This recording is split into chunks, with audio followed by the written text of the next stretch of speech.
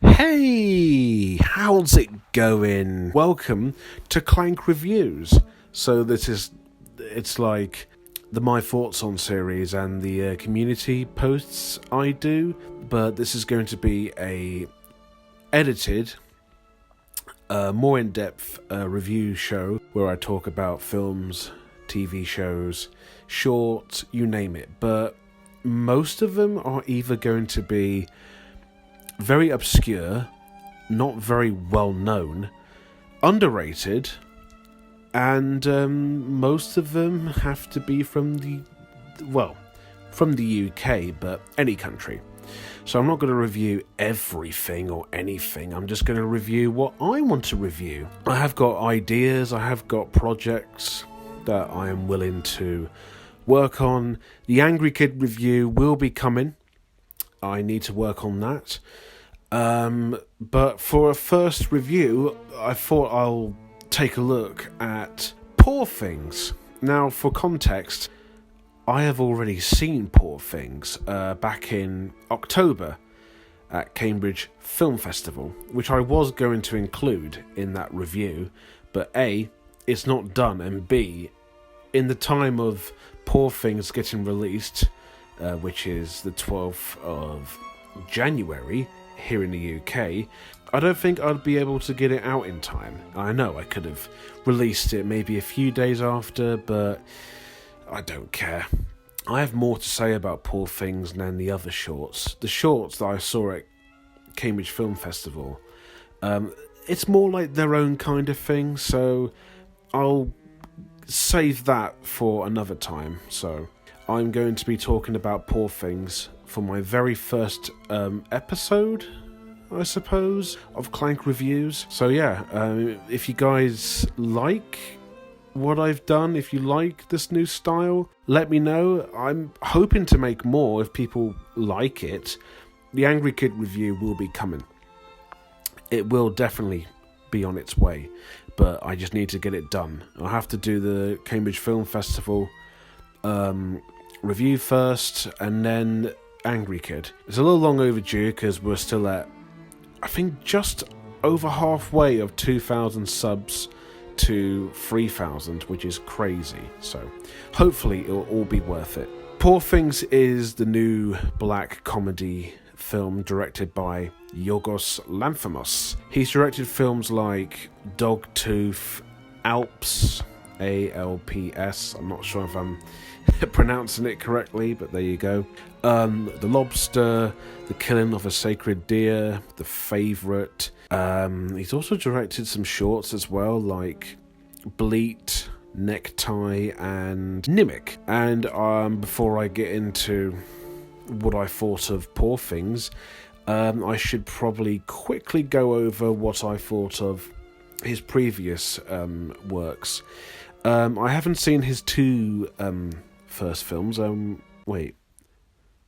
What were they called? I forgot already. Hang on. My Best Friend, that's one. And the other one is called Kineta. Kineta has 4.7 on IMDb. What's My Best Friend got? 5.2. So clearly his filmmaking style wasn't quite there. It's like Wes Anderson with Bottle Rocket. Like, his style wasn't quite as well known or apparent until maybe Royal Tenenbaums.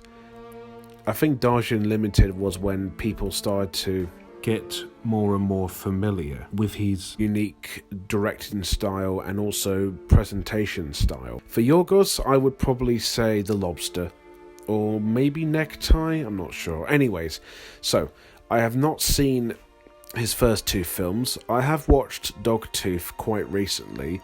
I haven't heard a lot about it. I didn't know if it was like good or bad, but I watched it and it was good. It's dark, it's very bleak, unique, I suppose, off-putting as to be expected. It's not a badly shot movie from 2010, well, 2009, but 2010 is when it came out.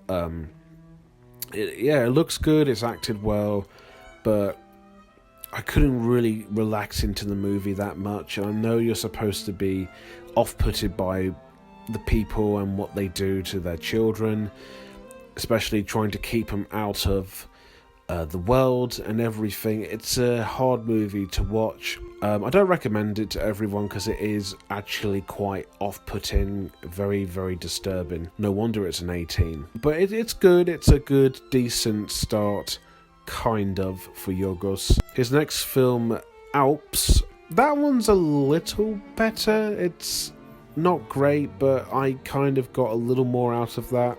It's not quite bleak and dark or like deep enough, but it's interesting, I suppose.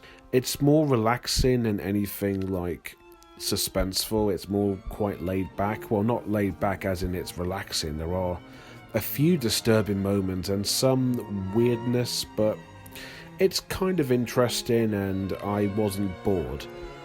It's acted decently and it looks good from 2011, So Dogtooth and Alps, I probably wouldn't watch again. They are a little bit forgettable, but they're good stepping stones for Yorgos to then direct The Lobster. This film achieved everything that makes art house just so wonderful. You know, from the acting, the screenplay, the cinematography, the music that is appropriately used, the directing. It's a perfect, really surreal, black, weird, and even clever movie that really is ideological and also, in a similar sense, psychological as well. Colin Farrell is in it and he's fantastic. Actually, there's a lot of recognisable names in that. Ben Whishaw, Rachel Weisz, John C. Reilly, Ashley Jensen. Despite the and Olivia Colman as well. Despite the fact they are not in it as much, or they're in it for a fair bit, but Colin Farrell and Rachel Weisz, they're in it more, but they're absolutely terrific in it. But the other actors they have their own unique personalities and I guess some of their traits, but it feels weird to see them in a Yorgos Lanthimos movie where they're just incredibly deadpan but also very bleak. It's like Wes Anderson if you remove the witty and replace it with bleak. So you get deadpan bleak, and then Wes Anderson is deadpan witty or quirky, if you like. It's very original, very creative, thrillingly psychological, but also brilliant. I absolutely love The Lobster. Next would be The Killing of a Sacred Deer, which I also quite liked. It's not as phenomenal as The Lobster. It's better than Dogtooth and Alps. The cinematography is wonderful. I love the colour palette. Barry Keoghan is terrific. Colin Farrell is also great as well. Same with Nicole Kidman. The music is unsettling as well. This is way more disturbing than The Lobster. The Lobster is just more kind of weird, but also psychologically weird. This one is actually thrillingly disturbing. There are many scenes that really do kind of put you off a little bit, and I think that's the point. But I love that. I love it when a film that's intended to put you off is a good thing and it leaves a bigger impact. It's even scarier than like most horror films. Psychological films, especially art house psychological films, work way better. Way better than actual horror films. And after that is The Favourite, which I'll admit I've only seen once at the cinema, so it is actually the first film I've seen of Yorgos's films in the cinema, or just in general, really. And this is also the film where Olivia Colman became very, very big. She was quite well known in the UK, but after The Favourite, she's like a Hollywood star. And she won the Oscar for her performance in it, and well-deserved. Absolutely well-deserved. She's brilliant, she's funny, she's dramatic, she's fantastic. It's always a joy to see her in just about anything. I do remember really liking it on a, production level. The costumes, the set design, the way it looks, the score, the acting, the directing. It's really well done and it's really fine. It's just not particularly too memorable. More memorable than, let's say, Dogtooth and Alps. But it just didn't make a whole lot of sense to me, and it's not quite as bleak or as dark as these other films. But I still enjoyed it. I still found it funny, and I like these sort of like Victorian, like very old-looking English movies. They always interest me. They always look, posh and first class, and I really enjoyed it. But like I said, I haven't seen it since it came out, which was, I think, 5 years ago. It came out in January of 2019 in the UK, so I think 5 years, if not close to 5 years. His short films, which are Necktie, which is only like a minute long short film. It came out in 2013, so before The Lobster. It's very simple, and it kind of gets the job done in just a minute, or just 2 minutes if you like, but it's very, very quick. It's alright, there's not a lot to it, but it's bleak and a little quirky, if you like to call two schoolgirls having a duel quirky, but bleak, deadpan, I guess uniqueness from Yorgos, if you can even call it that, but there's not a lot to it, and I think it's just fine. However, Nimic, I think, is pretty damn great, actually. This came out in 2019. It has Matt Dillon in it. It's very unique. It's an amazing looking film to look at. I'm not sure where it was shot, but I'm pretty sure I think it's in New York. I could be wrong on that, but it has amazing set design. It looks great. Matt Dillon and actually all the actors in this 11-minute short are really good. There's not a lot of dialogue. It's also kind of chuckle-worthy as well. I would say what the film's about, but I'd say watch it first. Because even though it's very simple, I think there's more to it if you dive deeper. So despite the fact that it's just 11 minutes, I think it achieves as much as it can in that short period. Certainly better than Necktie, which I think could have been a little bit longer. But I think the running time is just appropriate, and it does work. It's very well edited as well, very stylized as to be expected. So yeah, I like that one as well. It's a good short. And the other short film that Yorgos has directed is called Bleat, which has Emma Stone in it after The Favourite. Unfortunately, there's really nowhere to watch it. I don't know why. I think it was shown at screenings, like at film festival screenings or something, but other than that, there's no digital release or anywhere to watch it. You can't rent it from anywhere or buy it. It's very, very strange. But if it becomes available at some point, which I hope it does, I will watch it and I will review it. So yeah, for now, I'm just going to have to go with what everyone is saying about it, which is it's quite good. It's 30 minutes long, so it's probably way better than the Nimic, and especially Necktie. So now we come to Poor Things, based off, I think it's based off a novel or a book. Alistair Gray's novel, there we go, which I have not read, and I never heard of Poor Things until I saw it was announced that Yorgos was directing another film, and which I was very excited. You don't really have to read or watch the source or anything like that, but I think you can just, unless you're a huge fan of it, it doesn't matter if you've read the novel, because I don't think a lot of people know what Poor Things is. If it's huge, then it's a bit debatable, like Harry Potter or Twilight, but it isn't. It's not very well known, in my eyes anyway. I've never heard of it until I saw the film. So this stars Emma Stone, obviously, from The Favourite, Willem Dafoe, Mark Ruffalo, and many, many more. I went to see Poor Things, like I said, at Cambridge Film Festival. When I heard it was playing there, I was really excited. I was like, yes, I want to see this as soon as possible. It was going to be released in September, but for one reason or another, it got moved to January of 2024. Why?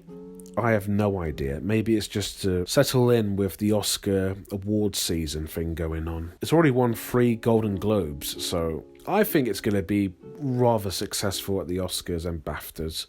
Anyway, so I saw it with a friend at a very, very packed screening, and it was very, very exciting because I've never been to a film festival, or so to speak, watching a film that hasn't even been out yet. And I know a lot of people go to those festivals and they see films way before they get released. Like I said, the screening was packed, as to be expected from a film festival. So film starts, and then all the way through it ends. What do I think of it?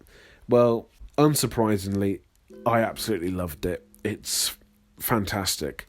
Weird, abstract, brilliant, darkly funny, bonkers, and just everything I love about art house cinema. It's just absolutely perfect. And even though I saw it in 2023, it's already my favourite film of 2024, and I'm not sure if any other film would be able to overtake it. This one definitely left a good impression on me. And you know when a film experience is so good that the audience laughs at all the right, shocking, bizarre moments in every part of the film. It's absolutely bonkers. It's so funny, so darkly funny, so bonkers. You know, you just have to go along with the madness, and I think that's the point. And I love that. It goes way above and beyond what Dogtooth, Lobster, or Killing of a Sacred Deer did. And this is the second Yorgos Lanthimos film that has an 18 certificate, so expect the weirdness and expect the explicit, and it deserves its 18 rating. Emma Stone proves herself once again that she is undoubtedly fantastic. Her British accent from The Favourite translates very well in here. Her physical performance is brilliant. She can really make any scene that seems absurd very funny.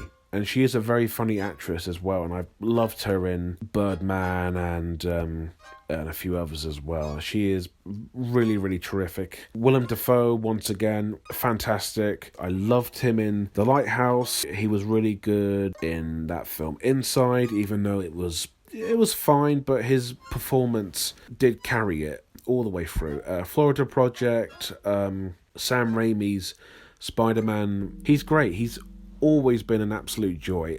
Antichrist, God, that's another weird as fuck movie. The makeup that they did for Willem Dafoe's character in the film is fantastic, really, really weird, but also just amazing to look at.